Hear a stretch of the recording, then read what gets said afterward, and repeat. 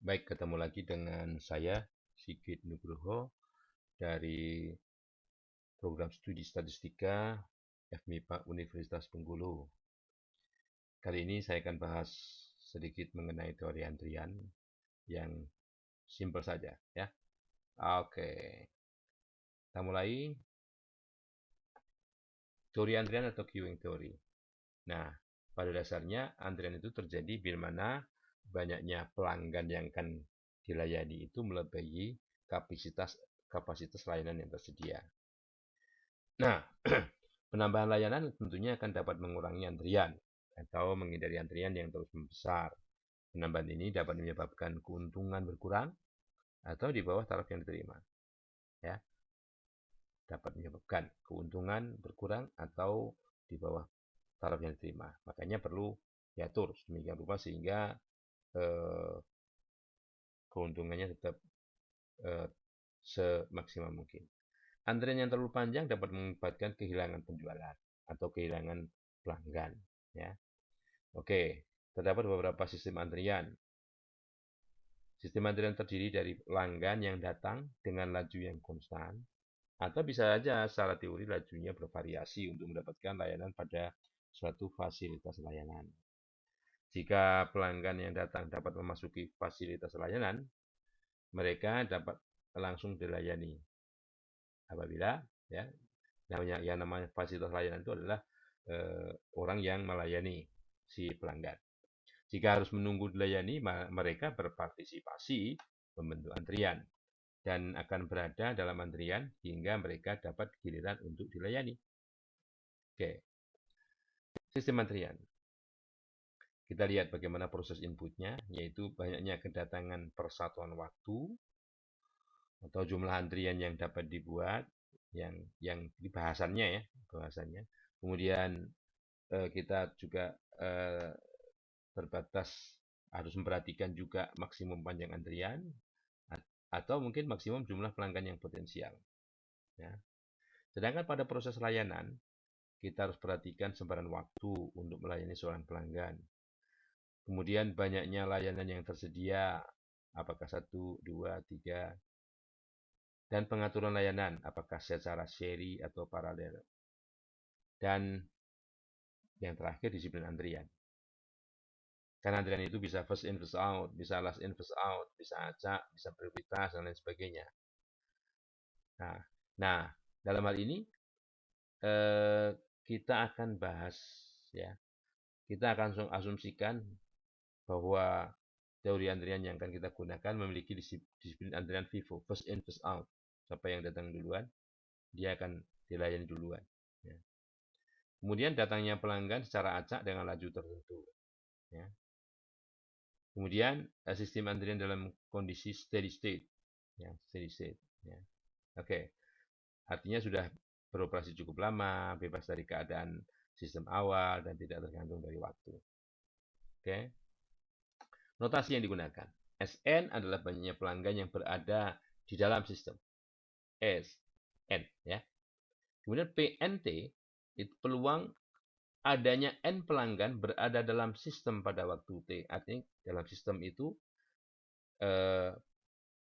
mereka yang berada di dalam layanan plus antrian. Kalau sistem ya. Oke. Lambda N itu rata-rata laju datangnya pelanggan. Apabila N pelanggan ya, berada di dalam sistem. Nah, jadi tergantung N pelanggan dalam sistem. Mu N rata-rata laju layanan apabila N pelanggan berada dalam sistem. Laju layanan, sorry. Lambda masuk, mu keluar, gitu ya. Oke. Nah, bagaimana terjadi apabila lambda itu lebih besar daripada mu? Maka akan terjadi apa namanya? Membludak, antrian yang membludak. Makanya diharapkan bahwa mu itu mu n harus lebih besar daripada lambda n ya. Oke. Ini ilustrasi antrian ya, macam-macam. Ini di sini ada antriannya ya. Ini yang lainnya cuma satu, kemudian keluar. Kemudian di sini ada antrian yang layani seperti ini ya. Yang lain ini banyak, 3 nih baru keluar. Nah, oke. Nah, Atau bisa saja queuing sistemnya selalu kompleks seperti gabungan antara ini ya, beberapa layanan. Di sini ada layanan pertama, kemudian ada lagi layanan kedua dan seterusnya. Nah, banyak modifikasinya. Nah, oke, ini yang setiap satu fasilitas layanan itu ada antrian sendiri-sendiri. Ya, oke. Model antrian dikatakan di sini inputnya Poisson, inputnya berdistribusi Poisson, sedang layanannya berdistribusi eksponensial. Nah, untuk asumsi model ini bahwa datangnya pelanggan secara acak, kemudian kedatangan membentuk antrian tunggal, disiplin antrian FIFO, keluarnya pelanggan dari sistem juga acak, peluang datanya pelanggan dalam interval waktu delta T, sangat kecil yaitu lambda N delta T. Ya. Peluang keluarnya pelanggan atau selesai dilayani dalam interval waktu delta T adalah mu N delta T. Oke. Sedang peluang datangnya keluarnya lebih dari satu pelanggan dalam interval waktu delta T itu dapat diabaikan. Ya. Asumsinya. Oke. Ini input Poisson, ya, layanan eksponensial. Ya, layanan eksponensial. Jadi PN-nya tadi istilahnya terminologinya di depan ya. PN sama dengan hasil kali ini dibagi hasil kali ini ya, kali P0. P0 adalah peluang di dalam sistem tidak ada pelanggan. Ya.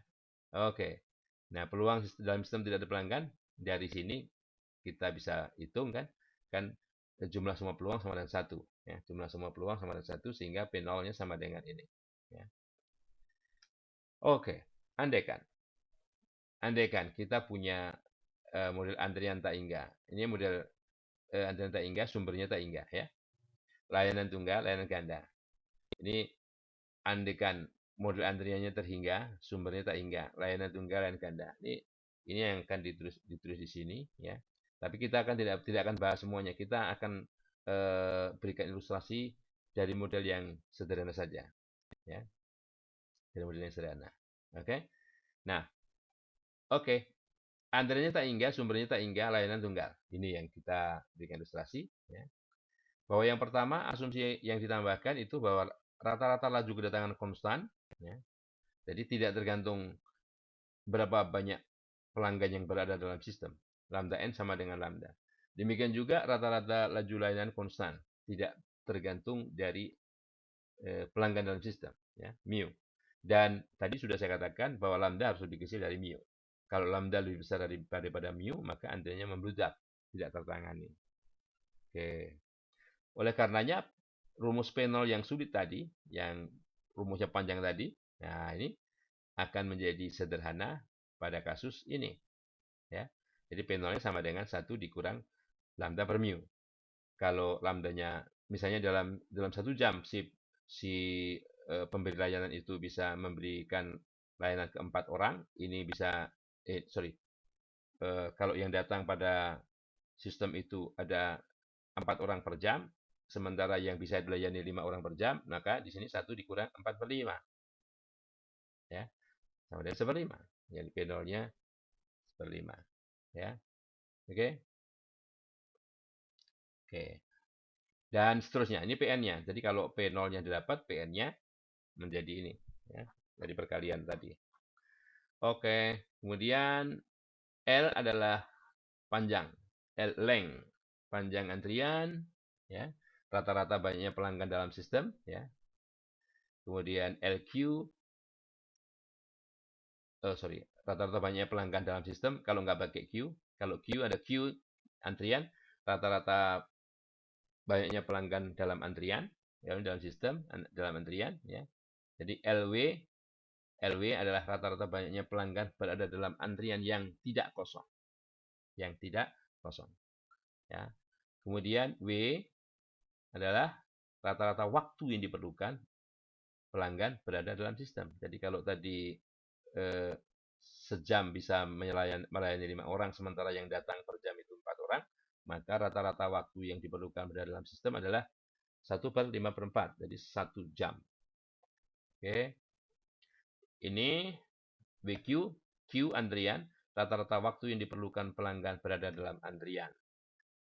Kemudian ini PN, peluang banyak pelanggan lebih dari K. Peluang terdapat lebih dari K pelanggan dalam sistem. Oke? Sedangkan ini adalah kalau T, waktu. Peluang pelanggan berada dalam sistem minimal T, waktu. Ya, T, waktu. Ya, T, satuan waktu. Nah, itu adalah formula-formula yang diberikan, yang ada dalam sistem model antrian Taingga. Antriannya sebetulnya secara teori bisa berapa saja, maksudnya begitu. Sumber Taingga ini potensial pelanggannya bisa besar sekali. Ya. Layannya tunggal. Nah, misalnya kalau kantor kas bank yang kecil di sebuah kecamatan, ya, yang melayani itu hanya satu orang, layanan tunggal, ya. Nah, jadi bisa jadi pada waktu tertentu kita bisa menghitung per jam itu mereka datang ada berapa orang. Sementara si pemberi layanan tersebut, pegawai bank tersebut dalam 1 jam bisa melayani berapa orang. Itu MIO-nya. Oke? Nah, oke. Ini misalnya. Ya.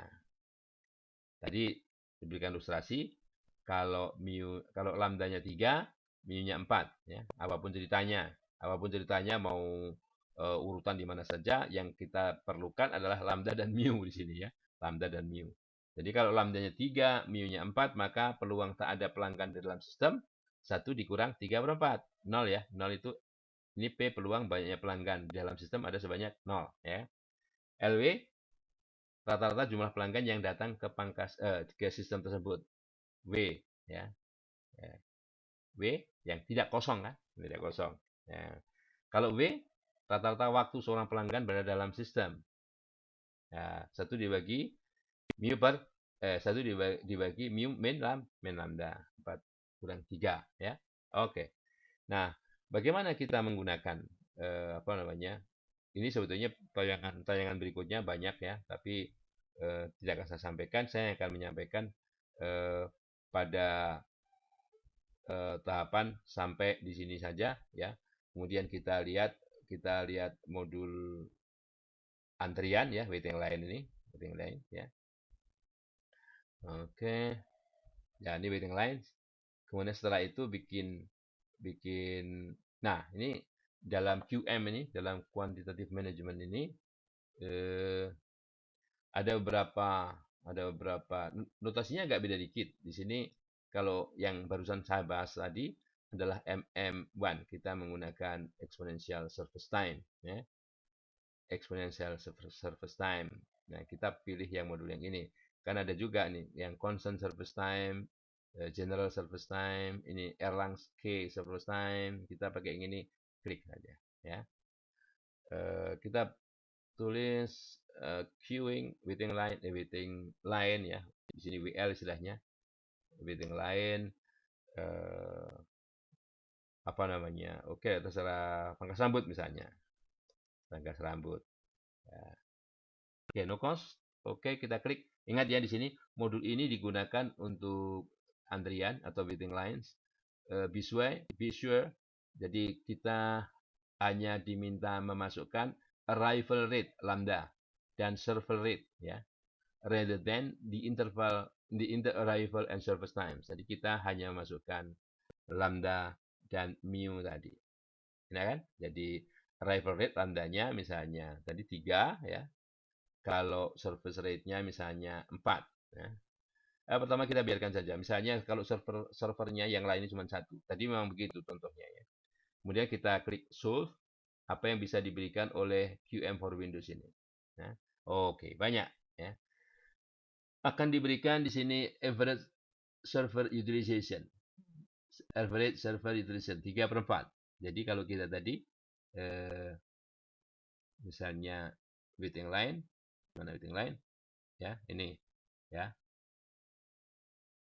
Server utilization 3 per 4, lambda per mu, ya. Oke. Kemudian rata-rata banyaknya atau panjang antrian 2,25. Ini menggunakan rumus itu tadi, ya. rata-rata banyaknya pelanggan dalam sistem 3 ya. L BQ 0,75 ya. Ini rata-rata waktu di dalam antrian ya, rata-rata waktu dalam antrian 0,75 ya. Rata-rata waktu dalam sistem W 1 ya. 1 dibagi mu min lambda. Jadi rumusnya di sini. Rumusnya di sini tadi. Kalau kita lihat, nah ini, ya ini rumusnya. Dia mengeluarkan rumus-rumus ini. Ya. Jadi tidak semuanya, hanya beberapa yang dikeluarkan oleh si QM di Windows tadi. Ya. Nah, jadi ini. Jadi misalnya pada kondisi ini, rata-rata kedatangan pelanggan itu per jamnya 3, sementara rata-rata waktu layanan rata-rata layanannya adalah 4. Makanya kalau kita cari di sini berapa lama berada dalam sistem, rata-rata waktu yang diperlukan pelanggan dalam antrian, kalau dalam sistem ini W ya. Itu W. 1 ini 1 jam, rata-rata dalam sistem itu 1 jam. Nah, kalau dalam antrian 0,35 jam. Sampai 3/4 jam atau 45 menit. Jadi kalau misalnya kita lihat ada beberapa tempat yang menyajikan ini, kalau kita lihat informasi itu, kalau kita punya waktu kurang dari 45 menit, nah maka nggak usah masuk sistem. Karena kita tahu bahwa rata-rata waktu berada dalam sistem adalah 45 menit. Artinya ngantri plus yang dilayani itu punya rata-rata waktu 45 menit. Demikian yang bisa saya sampaikan yang berhubungan dengan teori antrian ini yang masih satu ya, masih satu antrian ya. Kalau misalnya kita ingin merubah menjadi 2 antrian, macam mana? Ya, kita lihat. Oh ya, ini ada tabel peluangnya ya, tabel peluangnya. Kalau misalnya ini banyaknya pelanggan dalam sistem, kalau 0, 0,25 ya. Ini kalau ini kumulatifnya, ini lebih besar dari ini. Nah ini lihat kan, semakin besar, semakin banyak orang dalam sistem, maka peluang banyaknya pelanggan dalam sistem ini ya yang semakin kecil. Ya, peluang number in system. Ya. Kalau K-nya semakin besar, ini semakin kecil. Ya. Dan mengikuti distribusi Poisson. Ya. Oke. Demikian yang bisa saya sampaikan. Kita ketemu di lain kesempatan dalam teladan materi manajemen sains atau riset operasi yang lain. Terima kasih.